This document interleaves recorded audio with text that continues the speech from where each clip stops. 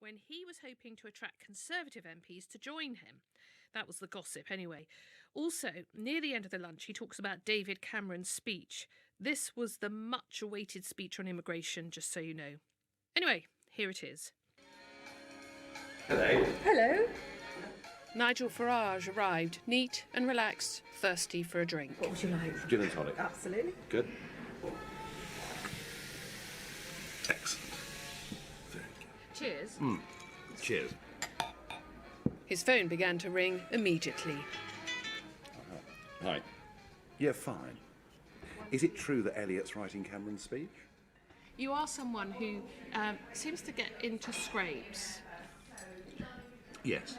Do you sort of embrace it, do you think? I don't think the scrapes are deliberately sort of preconceived ideas at gaining publicity. I think they just happen through excesses of personalities. And I've always said I'm deeply flawed. Deeply flawed. And I make mistakes, and a couple of times in politics I've gone over the top. Like when? Oh, I think the Herman Van Rompuy moment. He is who, just so... Well, he is the president of 500 million people in Europe. I mean, not that we've ever had a chance to vote for him, and nor can we remove him, but there we are. So, and what did you say about him? I said, he'd just been appointed president of Europe, and I said, but you had the charisma of a damp rag and the appearance of a low-grade bank clerk. And the question that I want to ask, the question we ought to ask is, who are you? I don't regret the words at all. What do you regret, then? The tenor in which I delivered it. It was a little bit too high. It was a little bit too aggressive. Too shrill? Yeah, too shrill. Yes. I've certainly learnt from that.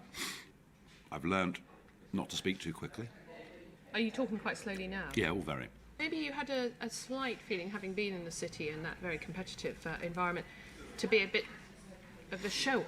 Well, I mean, I can't get away from the fact that I'm a bit of a screaming extrovert, and that's never going to change. I could fight the world on a good day, particularly after lunch. But I've decided that's not the sensible approach. That, I hope, is part of growing up and part of realising that wise generals don't fight every battle. What's the pie of the day? Pie of the... It's a fish pie. Sounds pretty good to me.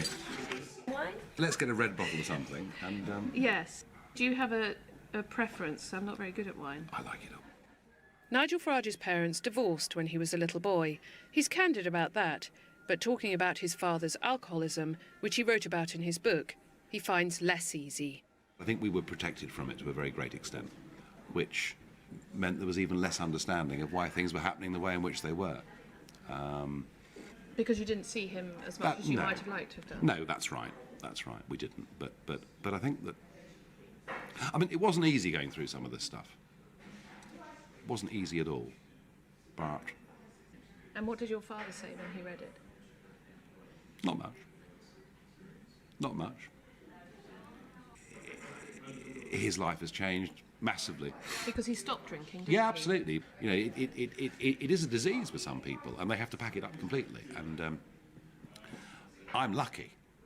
Well, you're famously someone who likes to drink. Yes, I am, but it's very odd, isn't it, that the way that I live would have been considered normal Yeah. not very long ago, but has now been denormalised by this Puritan, ghastly PC world we're living in. And no one drinks anymore, and you go out to lunch with members of Parliament and they're all on the mineral water, It's just that they think sort of glass of red, they might collapse or say something dreadful, or I know how much I want, I know when to stop. I very rarely wake up feeling rotten because of the night before, and I'm perfectly happy with it. Why not point out that sensible alcohol consumption actually makes the world a better place? No, you should try it. If it was vinegar, I would tell you it's absolutely fine, thank you. That's a relief. It was during the 2010 general election, on the morning that polls opened, that he experienced one of his more dramatic scrapes. He'd taken to the sky in a small plane, hoping to tow a banner, but it became enmeshed in the tail wing and forced the plane to nosedive. Did you think you were going to die? Of course. The one thing I can remember more than anything is the noise of impact. And this bang! We hit the ground, the nose hit the ground. And I remember, as we were flipping over, like a shaft of light in my eyes, and thinking, it hasn't gone black, I'm not dead. I realised that I was very, very bent, with my head bent in, towards my body. I could barely breathe, battling to try and breathe, in a lot of pain. And I remember thinking, it can't ever get worse than this. It can't ever get worse than this. This is just awful.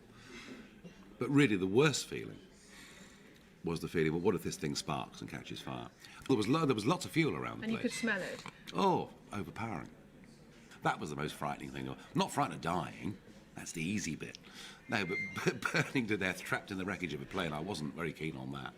Did it instantly change the way you thought, or did it As change I- your attitude to life? As I walked away from that, just as I remember lying in that wreckage, thinking nothing can ever get worse than this, I remember as I walked away, thinking nothing can ever get better than this.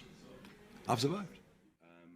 I might quick have a coffee? I might have a coffee. What sort of coffee would you like? I'd like to have a black coffee, but with double cream. Yes, of course. 2 of those. Who would you most like to come over to UKIP? Are you talking to Conservative MPs to see whether they're the ones who you think might have some sympathies with UKIP? Well, of course we are, but Like who? of course we are. Look, it's all complete speculation. Let's see. I'm not going to name anybody that I'd most like to come to UKIP. But how many then are you in touch with, or do people get in touch with you? Stuart Wheeler has made the point that he's been out and met 7 or 8 current serving backbench Conservative haven't? MPs. I've met 1 or 2 of them as well, and What did you think? I think a lot depends on Cameron's speech. This speech, which I is think coming this up. big speech, this big, long, tantric tease wait, and I think if his speech dissatisfies, people will come. If his speech satisfies, they probably won't, and that's where we are. So after the speech, they'll be on the phone to you, or you'll be on the phone to them to gauge it. Yeah, I think that's right. But there's more than one way to skin a cat. There's more than one way to win. And whether it's UKIP that kicks the ball over the goal line in the end, or whether it's somebody else, it doesn't matter. What I do know is we are changing the national debate in this country, and that, for me, makes it worthwhile getting up every morning. Do you want to be Prime Minister? I think that's extremely unlikely. I'm a No, but do you want to be? No. So you definitely don't want to be Prime Minister? I don't want to be Prime Minister. It's extremely unlikely I ever would be Prime Minister. There we are. We finished our coffee, and you've got to rush, have you? Yep, busy afternoon. Okay, well, thanks very much. Thank you. Love your lunch. You didn't frankly have the balls to put country before party.